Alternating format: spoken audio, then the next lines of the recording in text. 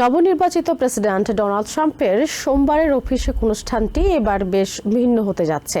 কারণ তার এবারের শপথ গ্রহণ অনুষ্ঠানটি বাইরে না হয়ে ক্যাপিটল রোটুন্ডার ভেতরে অনুষ্ঠিত হবে। ট্রুথ সোশ্যালে দেয়া স্ট্যাটাসে ট্রাম্প জানান, তীব্র শীতের কারণে সাধারণ মানুষের যাতে দুর্ভোগ পোহাতে না হয় সেজন্যই এমন নির্দেশনা দিয়েছেন তিনি। এর আগে 1985 সালে সাবেক প্রেসিডেন্ট রোনাল্ড রিগানের অভিষেক অনুষ্ঠান ঘরের ভেতরে অনুষ্ঠিত হয়েছিল।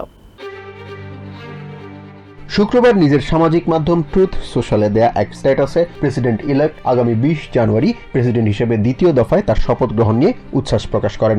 সেই সঙ্গে জানান, সেদিন আবহাওয়া পূর্বাভাস অনুযায়ী ওয়াশিংটন ডিসিতে আবহাওয়া অতিরিক্ত ঠান্ডা থাকার আশঙ্কা থাকায় তার অভিষেক অনুষ্ঠানটি ঘরের ভেতরে ইউএস ক্যাপিটল রোটুন্ডার ভেতরে সম্পন্ন করার নির্দেশনা দেওয়া হয়েছে। হাজার হাজার মানুষ যাতে ঠান্ডার মধ্যে বাইরে বের হয়ে অসুস্থ না হয়ে পড়েন সেজন্যই এই সিদ্ধান্ত নেওয়া হয়েছে বলে জানান ট্রাম্প।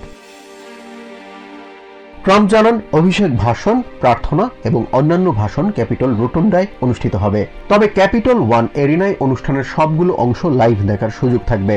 শপথ গ্রহণ শেষে ট্রাম্প ক্যাপিটল 1-এ উপস্থিত সাধারণ মানুষের সঙ্গে প্রেসিডেন্সিয়াল প্যারেড উপভোগ করবেন।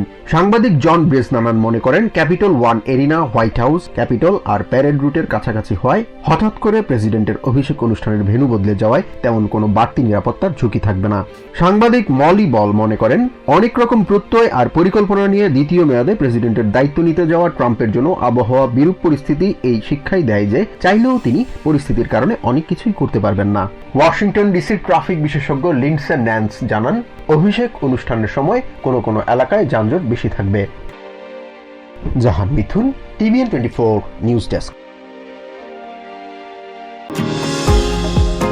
নিউ ইয়র্ক থেকে সম্প্রচারিত TVN 24 টেলিভিশন বিশ্বজুড়ে বাঙালির কণ্ঠস্বর।